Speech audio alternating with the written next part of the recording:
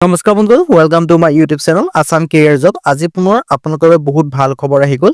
দেখিব পাইছে ৰেল বিভাগৰ ফালৰ পৰা নতুনকৈ চাকৰি মুকলি কৰিছে ৯,৯৭০টাকৈ ভেকেঞ্চি। অৰ্হতাৰ ক্ষেত্ৰত যদি ক'বলৈ যাওঁ 10 পাছৰ পৰা আবেদনসমূহ কৰি ল'ব পাৰিব। গ্ৰেড 3 গ্ৰেড 4 লেভেলৰ হয়। কেনেদৰে আবেদনসমূহ কৰিব পাৰিব, কোনটো পদৰ ক্ষেত্ৰত কিমানকৈ অৰ্হতা, এজ কাৰ্ড, কোৱালিফিকেশ্যন বিচাৰিছে, এই সকলোখিনি কথা এই ভিডিঅ' যোগে আলোচনা কৰা হ'ব। যদি ভিডিঅ' ভাল পায় ভিডিঅ' লাইক কৰিব পাৰে, লগতে চেনেল ছাবস্ক্ৰাইব কৰি দিব পাৰে। এনেকুৱা ভিডিঅ'সমূহ প্ৰতিদিনে পাই থৈ হবে। আৰু আমাৰ হোৱাটছআপ চেনেল ভিডিঅ' ডেছক্ৰিপশ্যনত দিয়া আছে, তাত গৈ আপোনালোকে ফ'ল'টো কৰি ল'ব পাৰিব। তেতিয়া আপোনালোকে ডেইলি জবৰ আপডেটসমূহ পাই থাকিব পাৰিব। ৰেল বিভাগৰ ফালৰ পৰা চাকৰিখিনি আহিছে, দেখিছে ৯,৯৭০টাকৈ। আৰু ভিডিঅ'টো যিমান পাৰে সিমান বন্ধু বান্ধৱক শ্বেয়াৰ কৰি যাতে সকলো বন্ধু ডেইলি জবৰ আপডেটসমূহ পাই থাকিব পাৰে। ইয়াত আপোনালোকে দেখিছে RRB ALP ৰিক্ৰুটমেণ্ট আহিছে 2025 বৰ্ষৰ কাৰণে ৯,৯৭০টাকৈ। এছিষ্টেণ্ট লক' পাইলটৰ ভেকেঞ্চি আহি গৈছে। অনলাইন যোগে এপ্লাইসমূহ কৰিব পাৰিব। ৰেলৱে ৰিক্ৰুটমেণ্ট বৰ্ড RRB ফালৰ পৰা আহিছে। লাষ্ট ডেট সম্পৰ্কে যদি মই ক'বলৈ যাওঁ 11/5/2025, মানে আপোনালোকৰ মে' মাহৰ 11 তাৰিখ পৰ্যন্ত এই ভেকেঞ্চিখিনিৰ কাৰণে আবেদনসমূহ কৰিব ৯,৯৭০টাকৈ।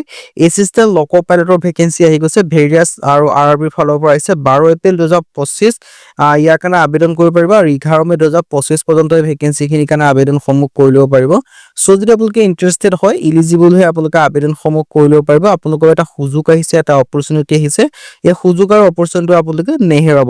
RRB যিটো ALP হয়, যিটো লক' পাইলট বুলি কোৱা হয়, তাৰ পৰা ভেকেঞ্চিখিনি মুকলি কৰি দিছে। Name of assistant loco' pilot, assistant loco' পাইলটৰ ভেকেঞ্চি মুকলি কৰিছে RRB ফালৰ পৰা, যিটো ৰেলৱে ৰিক্ৰুটমেণ্ট বৰ্ড হয় RRB, তাৰ পৰা মুকলি কৰিছে। চ' যদি আপোনালোকে ইণ্টাৰেষ্টেড হয়, ইলিজিবল হৈ আবেদনসমূহ কৰি ল'ব পাৰিব। আৰু ইয়াৰ ক্ষেত্ৰত গুৱাহাটীৰ ক্ষেত্ৰত অনলি 30টা পোষ্ট আছে, কিন্তু অল ইণ্ডিয়া বেছত আছে ৯,৯৭০টাকৈ ভেকেঞ্চি।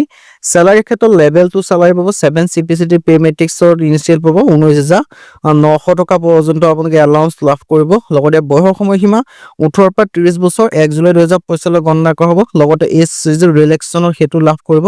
SC/SC ক্ষেত্ৰত 5 বছৰকৈ ৰিলেক্সনসমূহ লাভ কৰিব পাৰিব।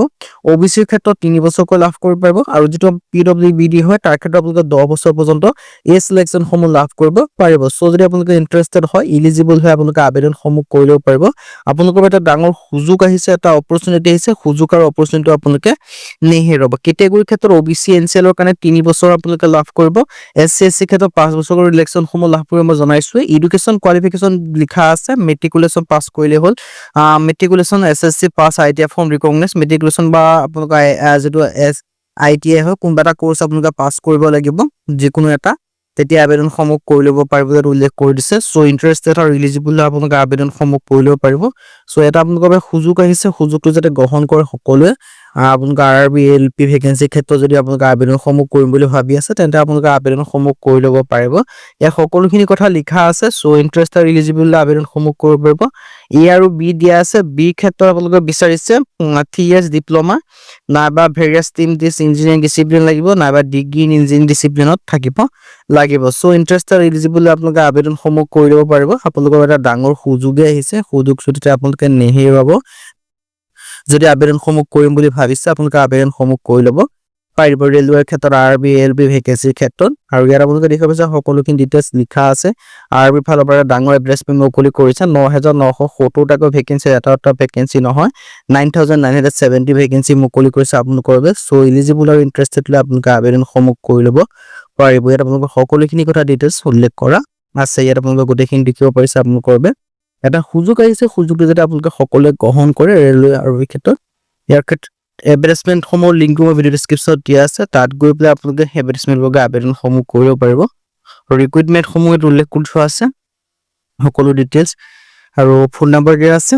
ইয়াত আপোনালোকে সকলোখিনি ডিটেইলছ দেখিব পাৰিছে। হাউ টু এপ্লাই, ইয়াৰ কাৰণে আবেদন কৰিবলৈ যিটো লিংক হয়, লিংকটো মই ডেছক্ৰিপশ্যনত দিয়া আছে। লিংকত গৈ আবেদনসমূহ কৰি ল'ব পাৰিব। ইম্পৰ্টেণ্ট ডেট ক্ষেত্ৰত 12 এপ্ৰিলৰ পৰা আবেদন আছে, 11 মে' ইয়াৰ কাৰণে লাষ্ট ডেট হয়। তাৰ আগতে আপোনালোকে আবেদনসমূহ কৰি ল'ব লাগিব। আজি ভিডিঅ' যদি ভিডিঅ'টো লাইক কৰিব, লগৰ চেনেলটো ছাবস্ক্ৰাইব কৰি দিব পাৰে। এনেকুৱা ভিডিঅ'সমূহ প্ৰতিদিনে পাই থ'ব। আৰু মোৰ হোৱাটছআপ চেনেল ভিডিঅ' ডেছক্ৰিপশ্যনত দিয়া আছে, তাত গৈ আপোনালোকে ফ'ল'টো কৰিব পাৰিব। তেতিয়া আপোনালোকে ডেইলি জবৰ আপডেটসমূহ পাই থাকিব পাৰিব। আৰু ভিডিঅ'টো যিমান পাৰে সিমান পৰিমাণে শ্বেয়াৰ কৰি দিয়ক, যাতে সকলো বন্ধুৱে ডেইলি জবৰ আপডেটসমূহ পাই থাকিব পাৰে। আজিলৈ